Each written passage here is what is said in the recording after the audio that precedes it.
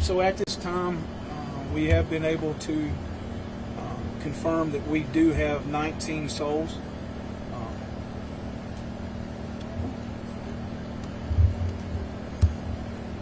That we're looking for.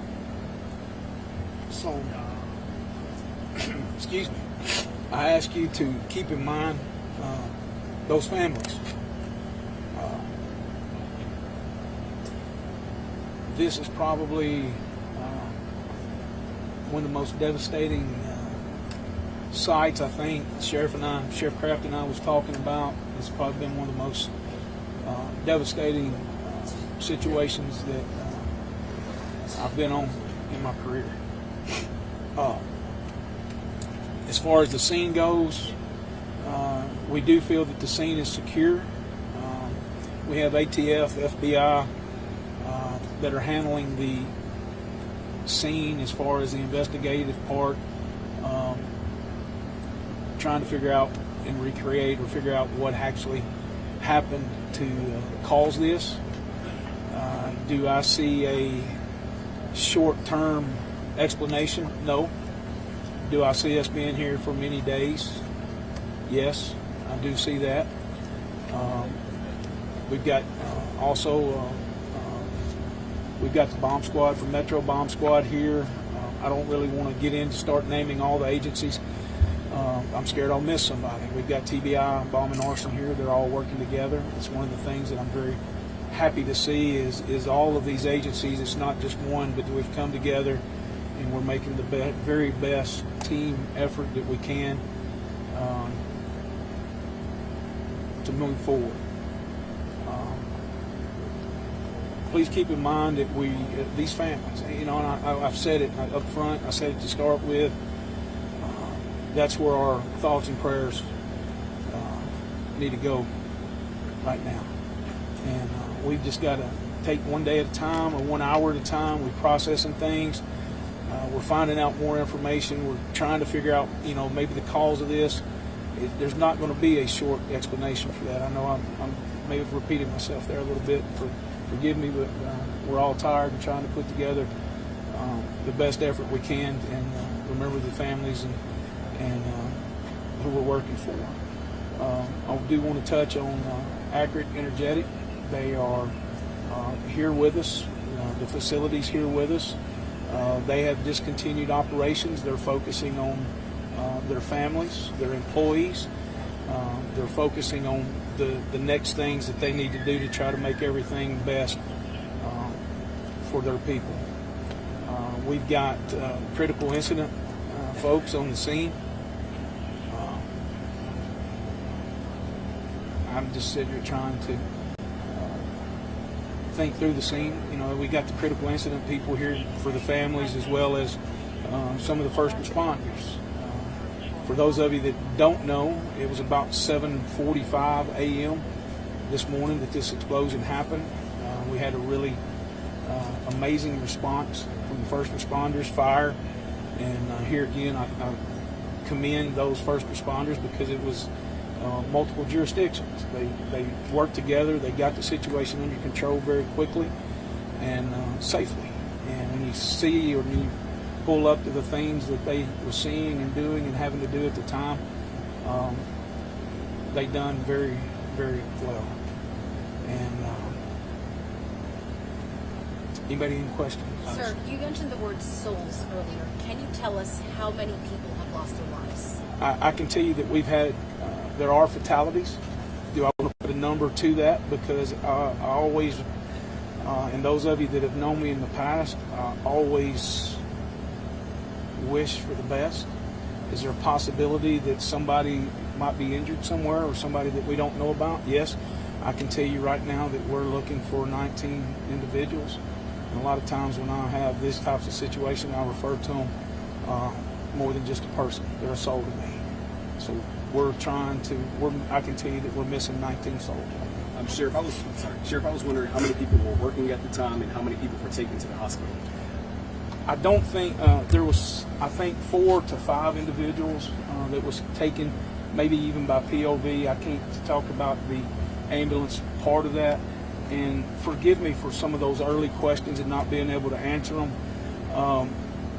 We've concentrated so hard on getting the scene secured, getting things moving, taking care of basically the security, getting the personnel that we need here, that I can't answer some of those early questions. So forgive me for that. I don't want to give the appearance that I'm avoiding that. Have you had a chance to see the building, and can you describe it?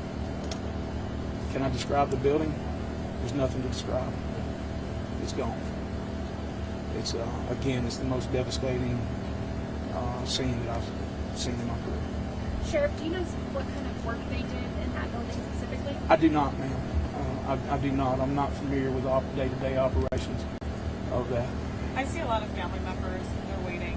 Are they waiting for confirmation about if their family member is missing, or what communication are you having with them right now?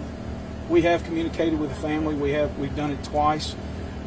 We wanted to get some solid information because we were sliding a little bit in information that we were receiving and from past experience from the flood and those kind of things, that we wanted to make sure that we had the information, the correct information that we needed to talk with. So yes, we have spoke with families. Again, Accurate Energetics is taking care of those families and trying to do everything that we can to comfort them and get them the information as quick as we have. I know it's early in the investigation, but does it appear it's accidental or intentional? Can't answer that. And it's something, that's a good question. And the reason I say that's a good question, in law enforcement, we have one opportunity. And that's the reason why you see a lot of things that we have to do in law enforcement. We have to make the worst assumption.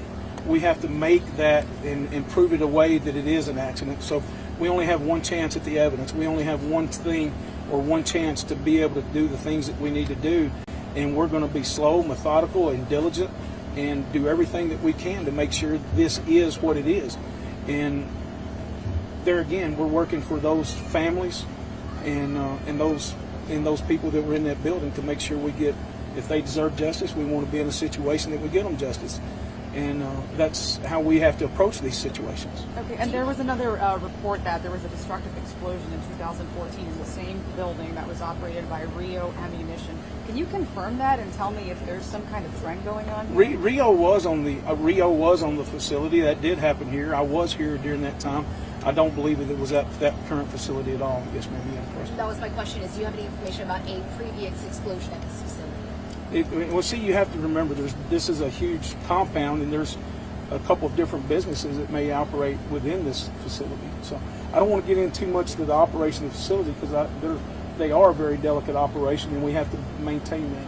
Sheriff, I had heard some comments earlier about fallout outside the campus area from the blast early on.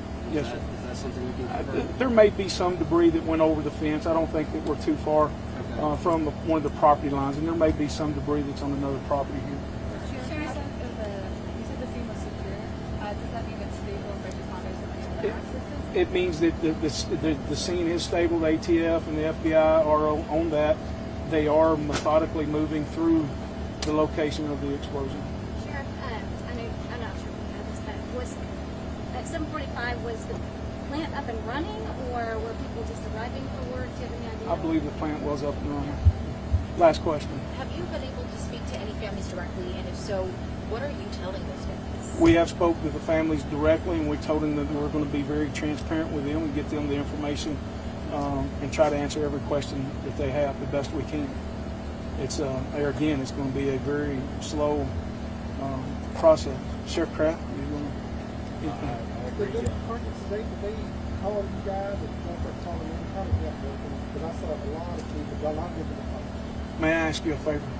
Would you repeat that louder, please? A lot of different departments that showed up here. Did you guys contact them, or did they contact you? We contacted him. I think Sheriff Kraft and I both got information about this very quickly. I don't mind telling you from the prior experiences here with the Rio and the questions that y'all had, I immediately picked up the phone and called Commissioner Long, and I said, this is what I've got, this is where I'm going, because we are in a bad cell range, we are in a bad location, and Commissioner and I are personal friends, and he helped me get the agencies here that we needed, and rapidly. So that was one of the things that I'm very thankful to him for that, and that relationship as well. All right, last question. I think I might have said that. Anybody?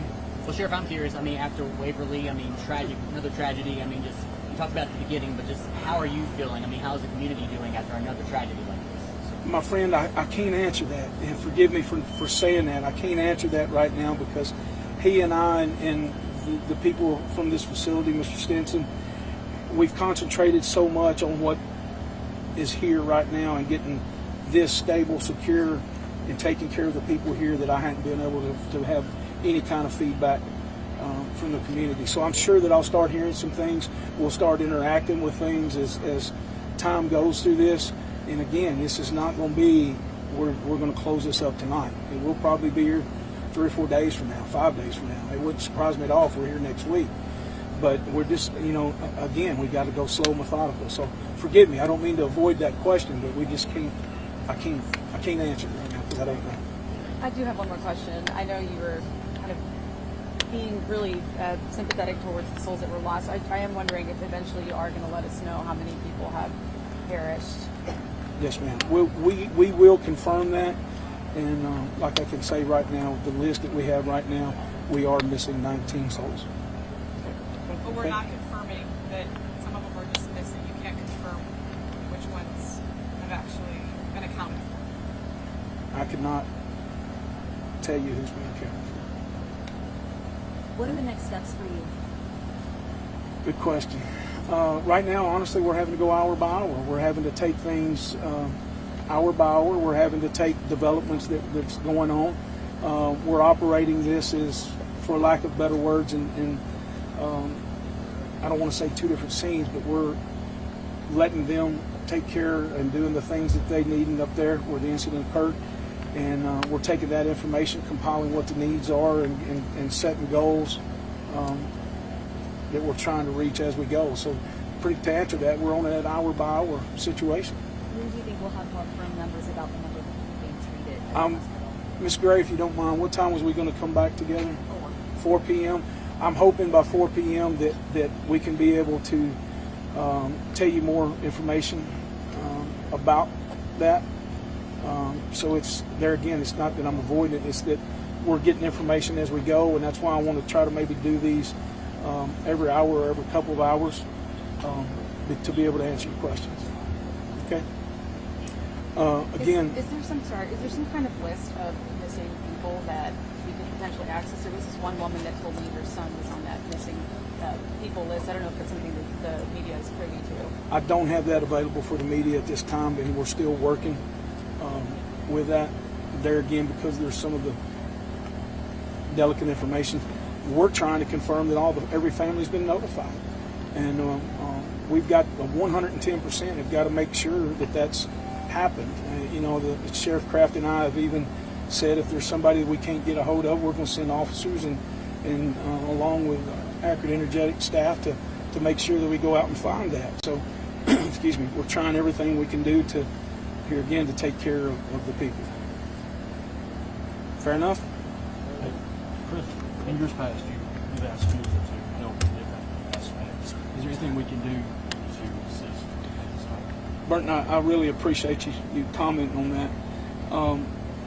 In putting things out here, we had some early pictures that was released, and man, I'm just asking you to be mindful of these families. This is a huge ordeal. It's a very devastating ordeal, and I'm not talking about devastating on the scene. I'm not talking about that. I'm talking about devastating in the fact of a loved one that just come to work and now may be missing or deceased. So please keep that in mind when you're having or doing these stories. These stories, we often find ways that we try to turn things into negative. This is a bad situation. This is a negative situation. But there's no reason for us to